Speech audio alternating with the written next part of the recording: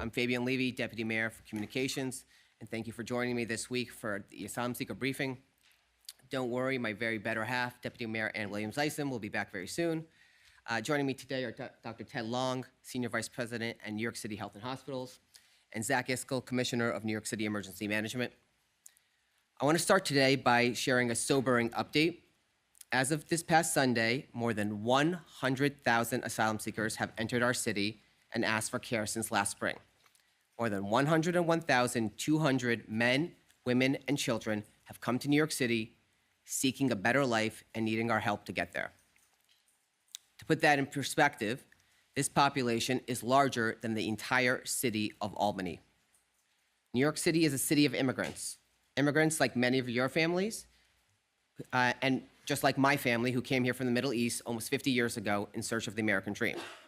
But never before in our city's history have we seen such a concentrated influx of asylum seekers.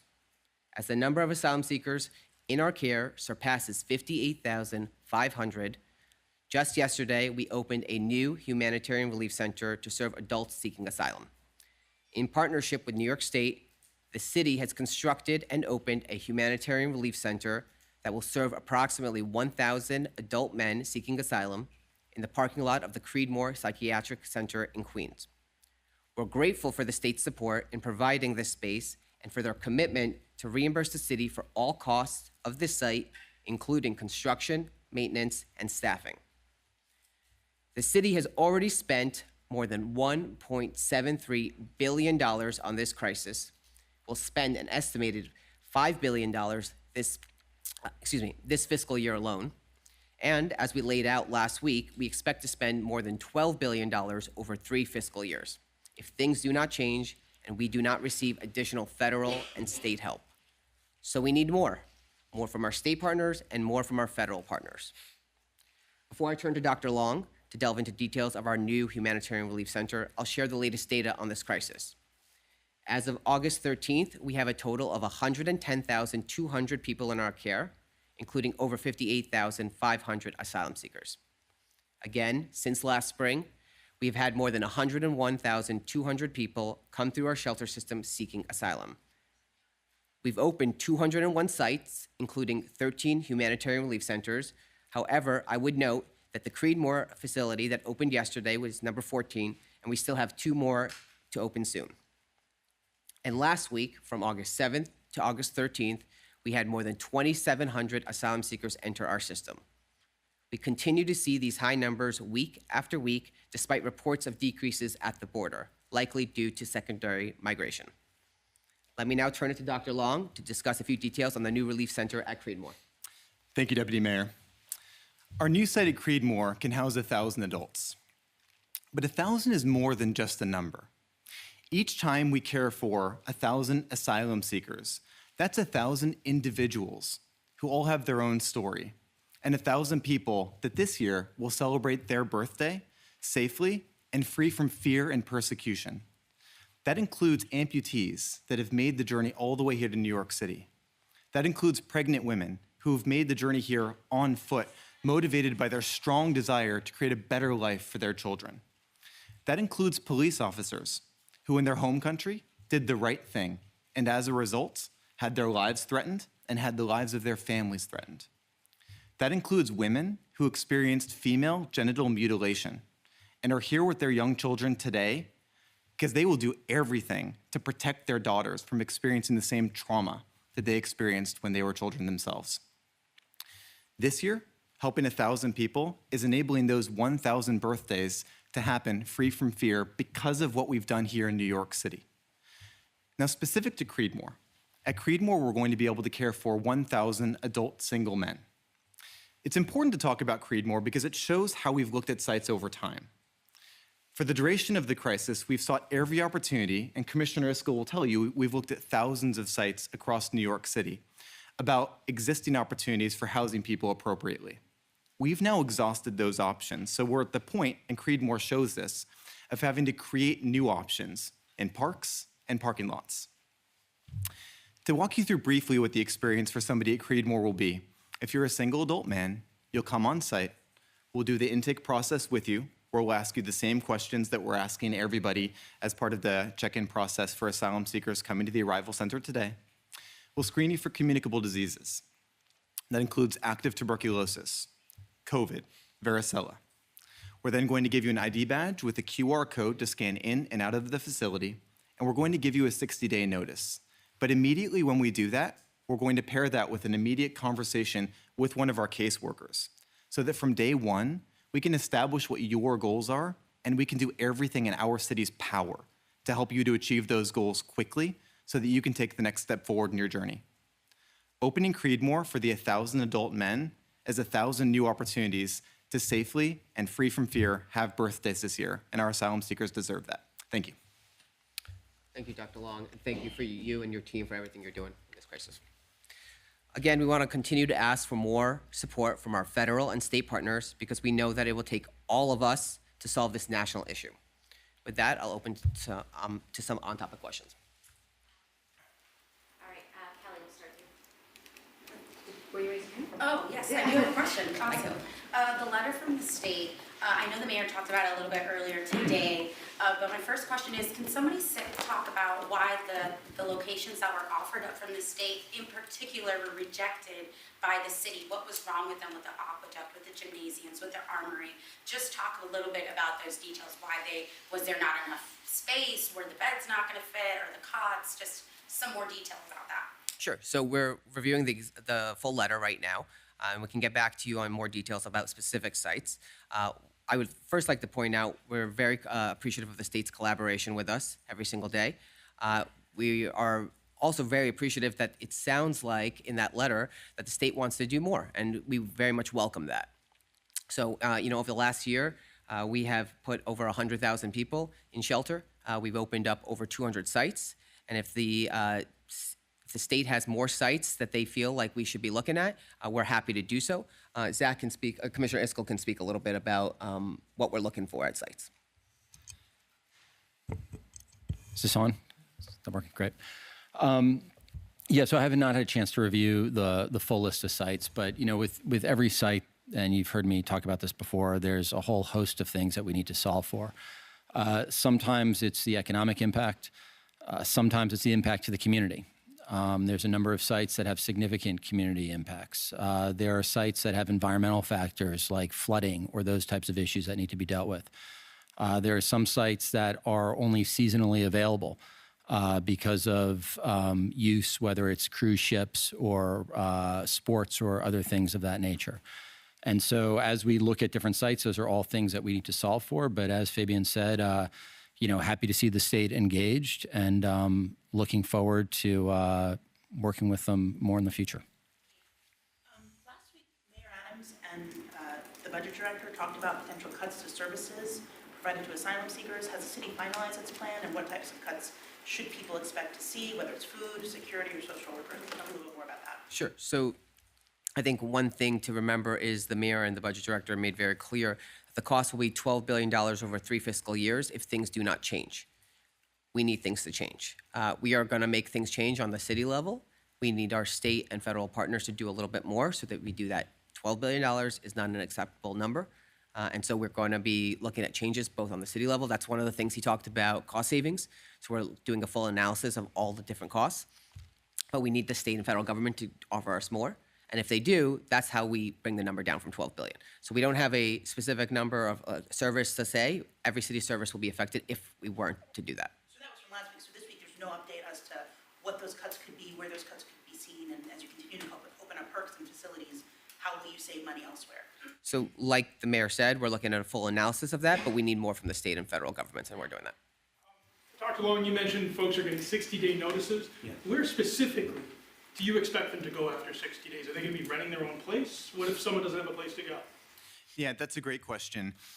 So the most important thing about the 60-day notice process is our new ability, new opportunity to have an engaged conversation now, to see what people need now at this point during the crisis. Case management is going to be one of the most important things we do moving forward. And I'll give you an example. So when we started to do the 60-day notices, we had sit-down conversations face-to-face with our asylum seekers, and 65% of them were able to tell us, yes, I'm ready today to make an exit plan, but I need your help with something in order to succeed in doing that. Some examples of what that something were IDNYC, OSHA training, learning to speak English, things like that. They communicated to us that if we could help them with those things, then they would be able to take the next step forward in their journey leaving our city system. So our goal now is to have the most concerted effort humanly possible to help them to achieve their goals that they're telling us they need help with. So why give them a 60-day notice? Why give them a 60-day notice? Can I just ask you, why give them a 60-day notice if they're going to have their plan anyway?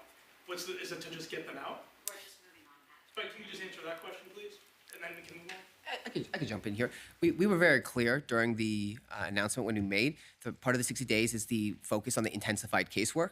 That's what we're really focusing on, and we haven't hit the 60 days, but a lot of the people that we've talked to, the intensified casework is working. And I point out, we talked to you about 101,000 asylum seekers have come in, but what did I say, 58,500? My rough math, there's over 43,000 people who have left.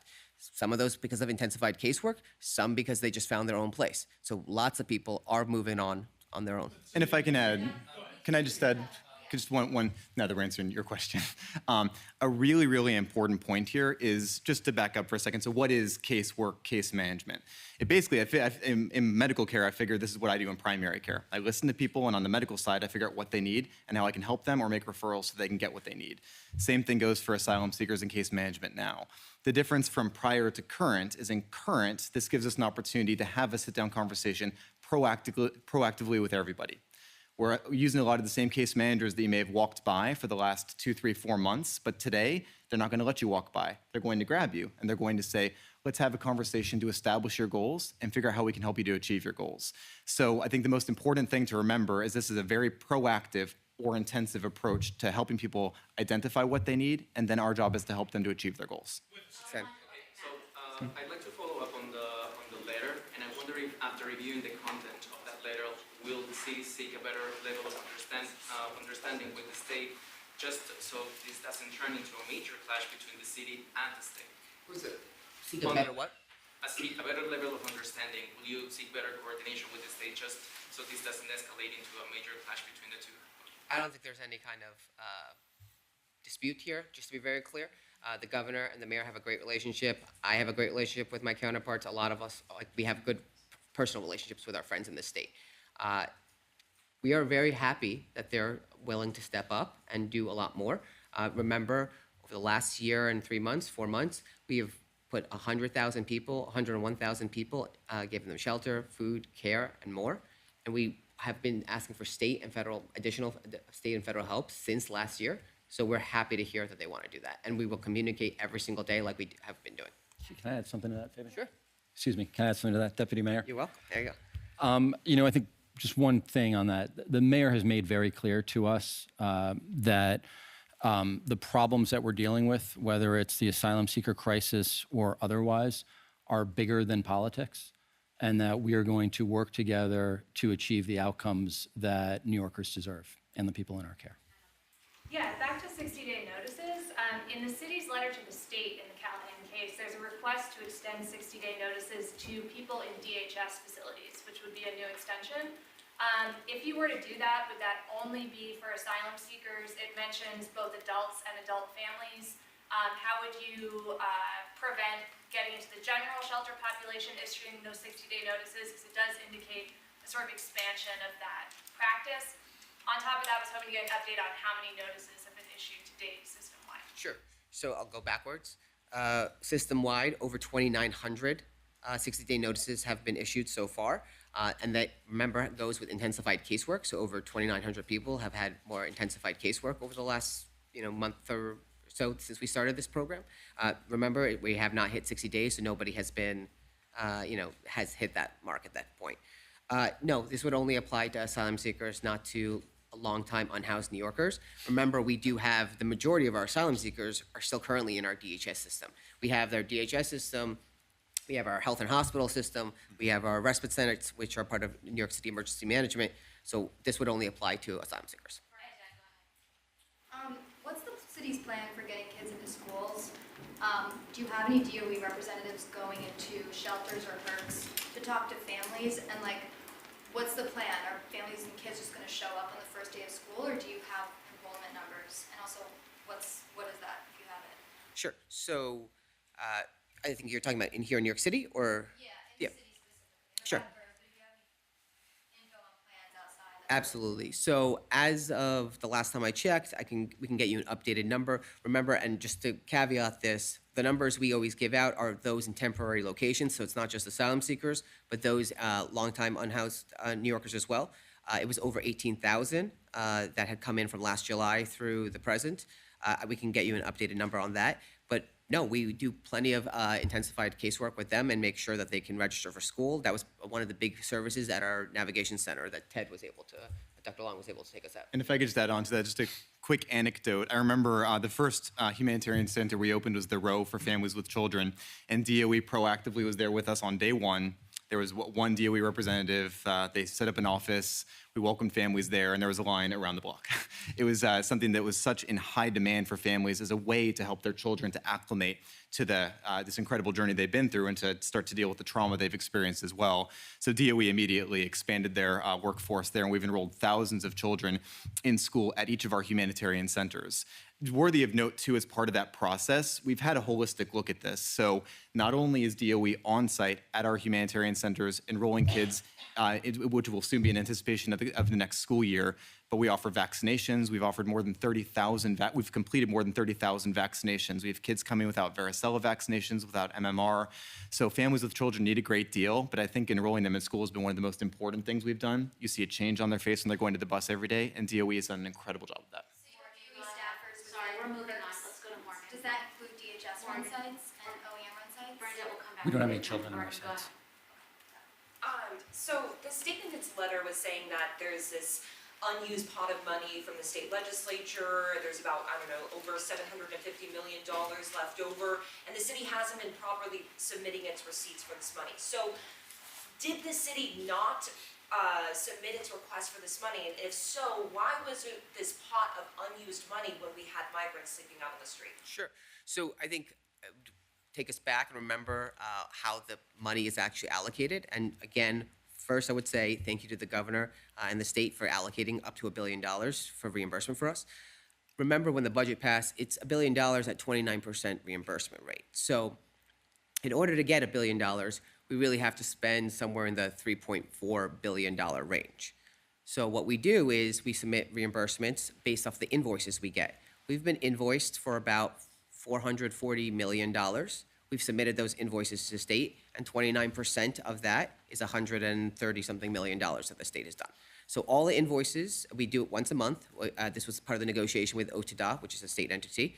Once a month, we give them our invoices. We did that, and so that's what we've gotten. So we've given them the invoices that we've had.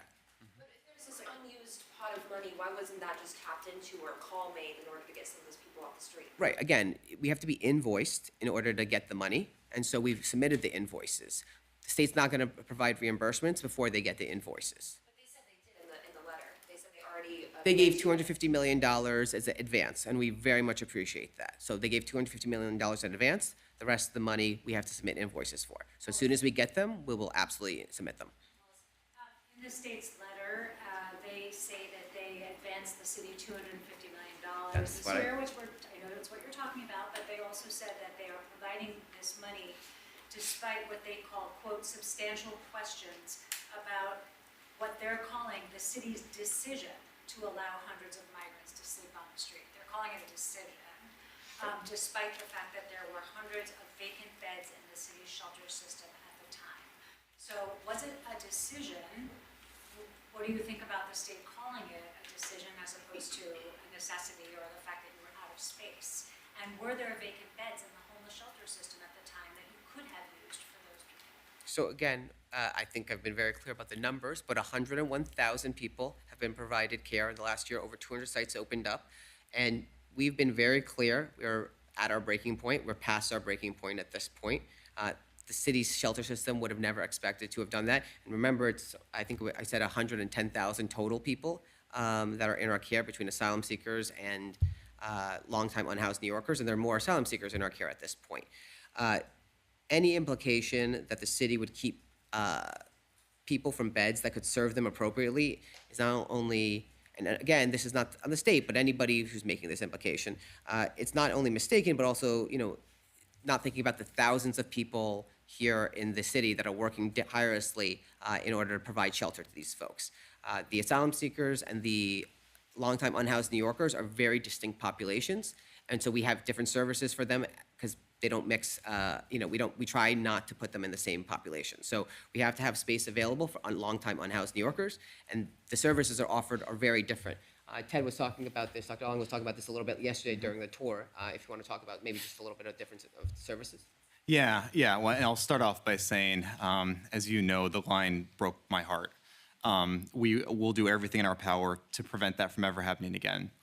I will also say that the only way that we can have a degree of certainty that we can avoid a line like that in the future is if we get the help from the state and the federal government that we've been asking for. And I'm thankful to be able to say today that for Creedmoor and our new site at Randall's, we are getting the help from the state that we've asked for. Those sites will make an enormous difference in terms of our ability to place people and give them the specific services that they need.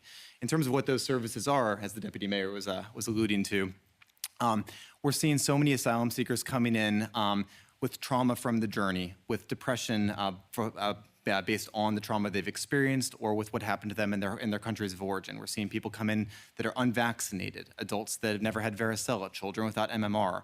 We're able to, even at the arrival center, correct so many of those inequities that they've experienced so far. And that's why we've done, again, more than 30,000 vaccines. We screen everybody for depression and immediately connect you to a social worker if you screen positive for depression, which is the standard of care that I apply for my personal patients in the Bronx, where I practice every Friday at Morrisania. So we're continuing to do everything we can, everything within our power, but the single most important thing for us in terms of avoiding the line right now is to get continued support from the state and support from the federal government to give us the resources and placement options that we need in order to give people an opportunity to stay with us to avoid being in a line. I think I just want to add one thing to that. I mean, Dr. Long, spoke a little bit about some of the differences between different beds and that a bed is not a bed is not a bed. But the only thing I would add to that is, for anybody who would make that accusation against the city, I'd invite them to see what this city does on a daily basis that's fueled by a deep sense of purpose and humanity to keep people off the streets. What I see on a daily basis being done by the teams at Health and Hospitals, Department of Homeless Services, my agency, HPD, and a host of others is simply heroic. Every single day, finding places for 300 to 500 people for months on end, 24/7. And so the idea that people who work for the city are fueled by a deep sense of care and concern for other people, that we would somehow make a decision to leave people on the streets in the face of seeing what this city has done, I'd invite anybody who would make that accusation to come see in what we do on a daily basis to keep that from happening. Even though the city has been doing a lot in order to provide shelter and basic services to asylum seekers, there is a reality. They only have 1 year in order to submit their application, in order to apply for that. But when we talk to people, a lot of them, they said that they haven't even been able to get a lawyer. My question is, how many of those 58,000 currently that you are giving shelter are already applied for asylum? And what are you going to do in order to make sure that everybody is going to submit the application before 1 year? Absolutely. Thank you for that question. I think that's actually a really important one, and I'm glad you brought that up. So we launched the Asylum Application Help Center a little over a month and a half ago or so. And in the first 5 weeks, 6 weeks since it's been, we've now helped submit over 2,200 applications already. 2,200 applications. These are people that didn't know how to submit their applications, and our team helped them do that. We had volunteers from law firms across the city coming together and helping us submit those applications. And as you heard, I think about 2 weeks ago, Deputy Mayor Williams Isom said that we're now going to be partnering with a bunch of law schools across the city so that we can do the next phase of this in the fall. So we're really excited about that. That's how many we've helped. Obviously, people can do it on their own, but that is one of the big problems we've seen, is that people just don't know to navigate the legal system. It's a very complicated process, and we understand that. I mean, even as a born and bred New Yorker, if I look at a legal form, I could get confused by it. So I could only imagine how asylum seekers are feeling.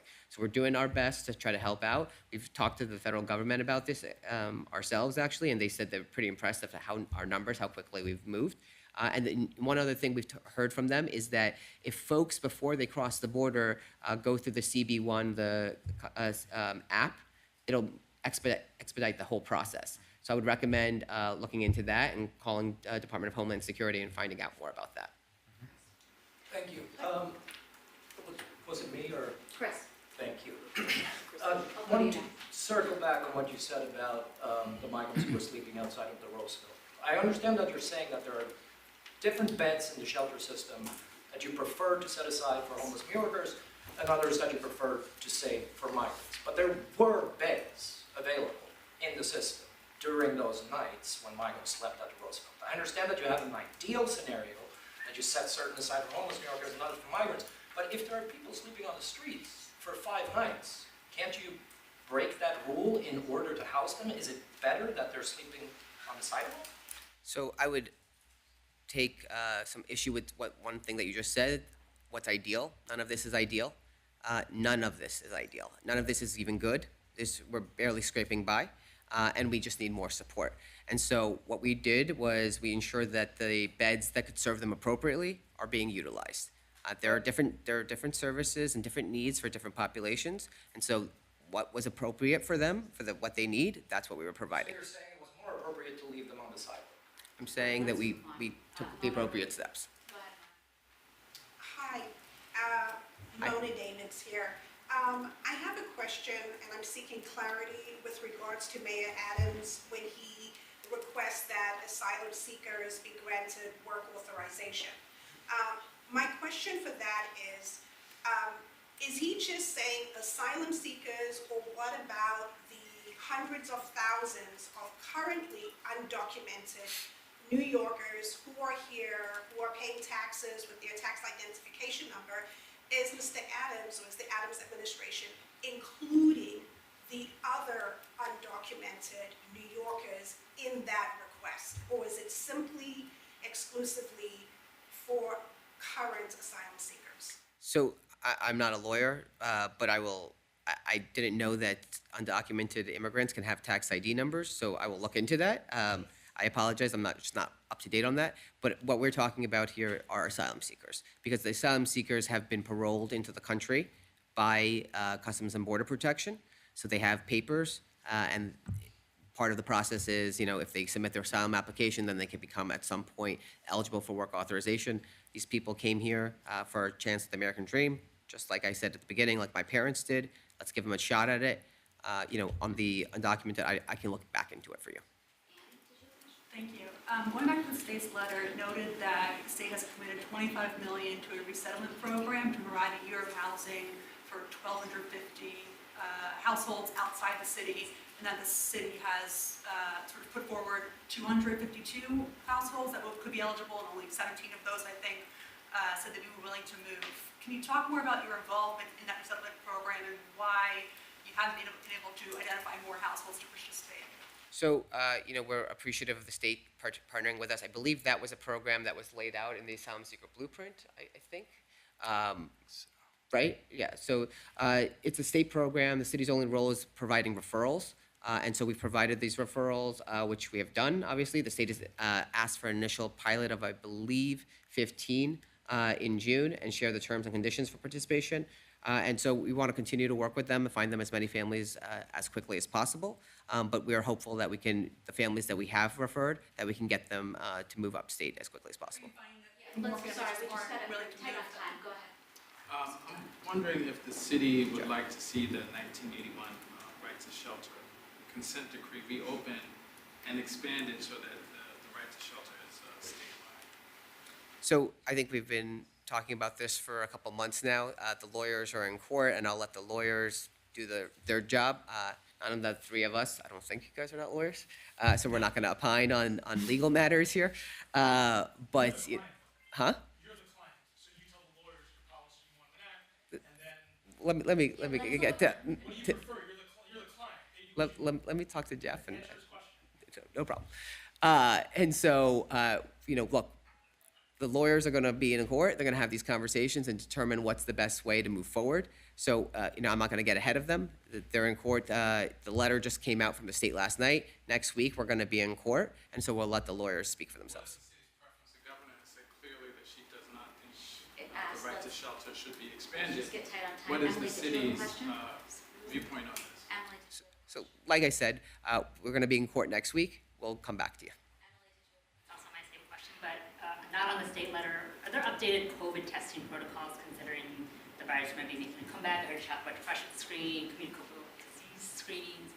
Are people being tested regularly, especially in these congregate settings? Thank you for your question. He's been waiting for that question. Finally.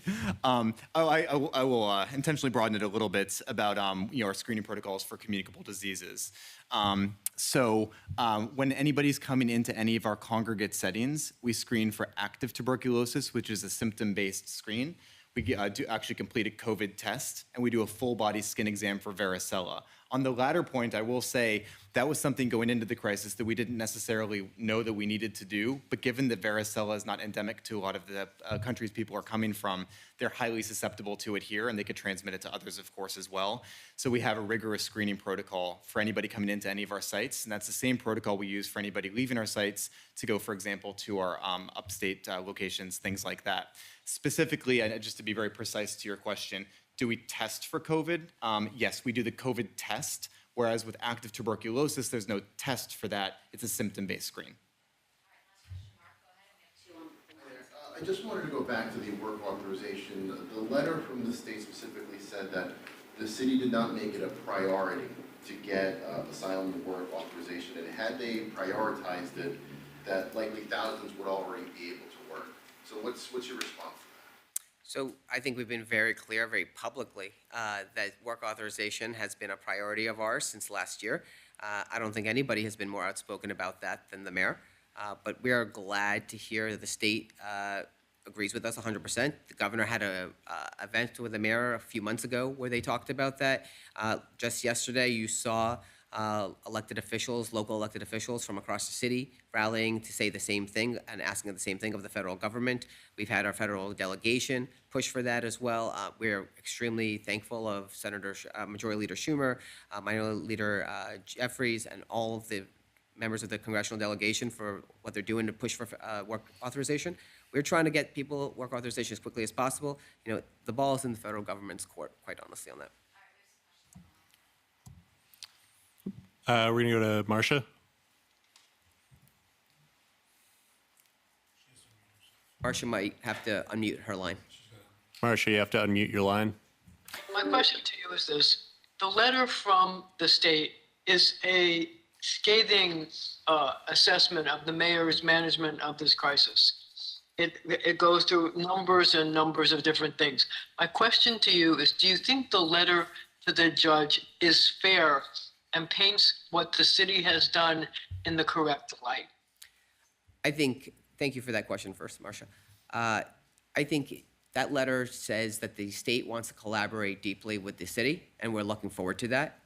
We have been doing that since last year, but if they want to take a more proactive role, we very much welcome that. We've been very clear, we cannot handle this crisis solely on our own. We need the state and federal government. I think you can see it in almost every press release that we put out, every statement we put out. We need more from our state and federal partners. So we welcome that, to do that. I would also point out, there's a couple things that we would love the state to help take a lead on.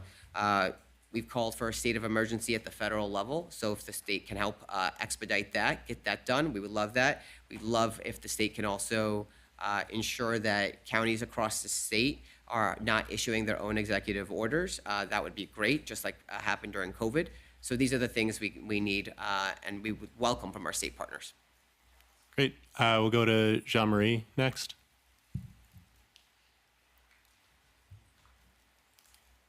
The initiative that was announced in June to place about, I think it was 950 asylum seekers at houses of worship around the city.